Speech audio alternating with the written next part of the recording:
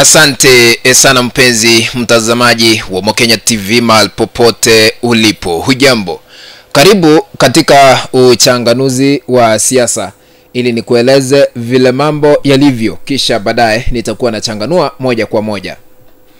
Leo ni siku ya mwisho kwa kiongozi wa taifa William Ruto kufanya ziara yake rasmi katika eneo la Mlima Kenya.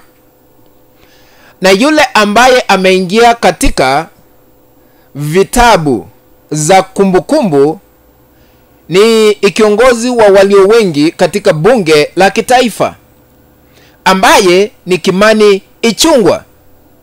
Leo wakati walikuwa katika kaunti ya Kiambu, Rais William Ruto aliweza kushuhudia makelele, huku Kimani Ichung'wah aking'olewa kwa jukwaa ili kutozungumza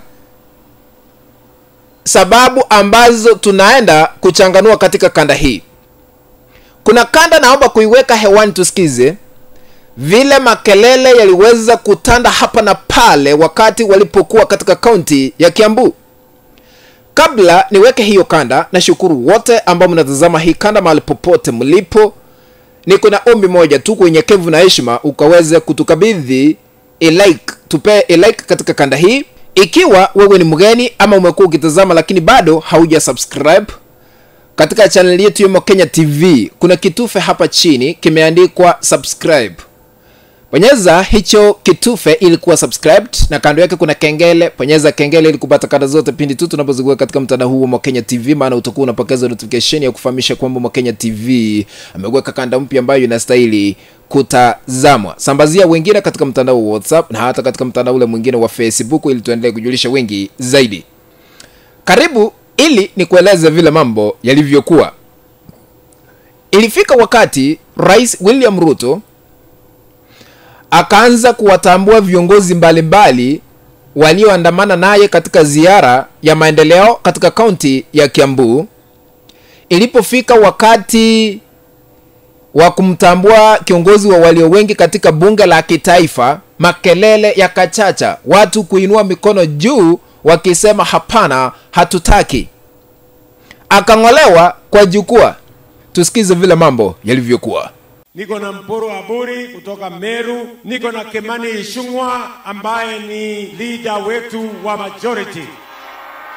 Nataka nikwambie ile kazi umetuambia ya Kiambu, out of the housing fund, ile pesa tumeweka Kiambu is a total of 46 billion yenye inafanya kazi hapa Kiambu, na tunakushukuru na tunakuambia uendelee na hiyo kazi.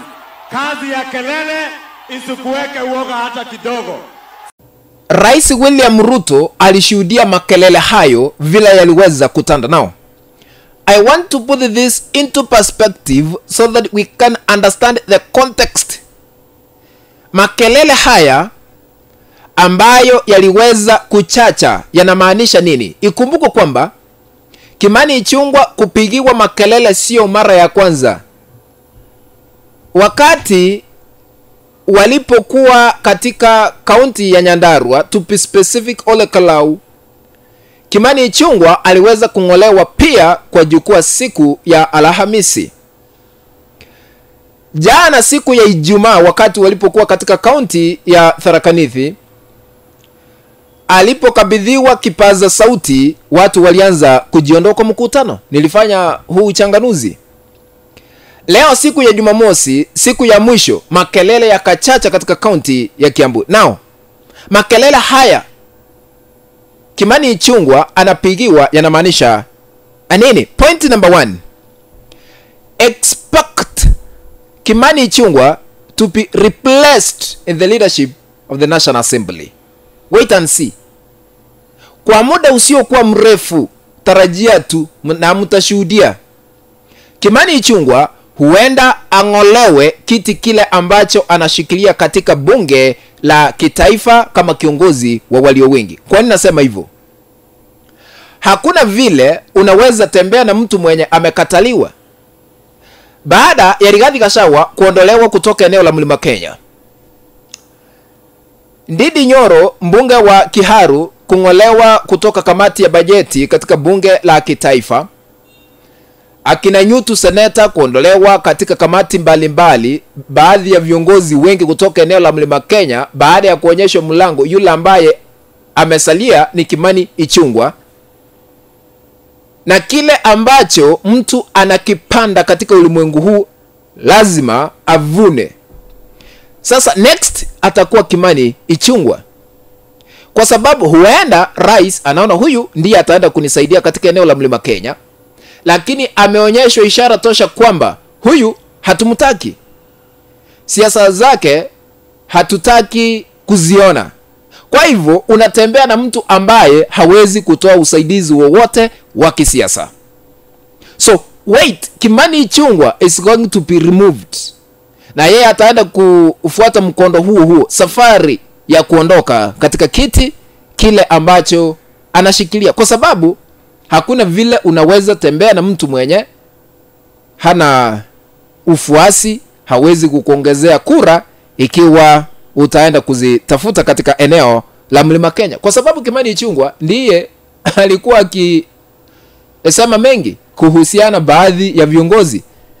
Aliweza kumlaumu bakubwa Rigathi Gachagua, Ndindi Nyoro na wengine. Sasa wembe ni ule. Ukiona mwenzako akinyolewa, tia kichwa chako maji, kwa sababu nawe utangolewa next. Makelele hayo yanamaanisha Kimani Ichung'wah anaenda kungolewa kwa sababu hana faida yoyote katika uongozi.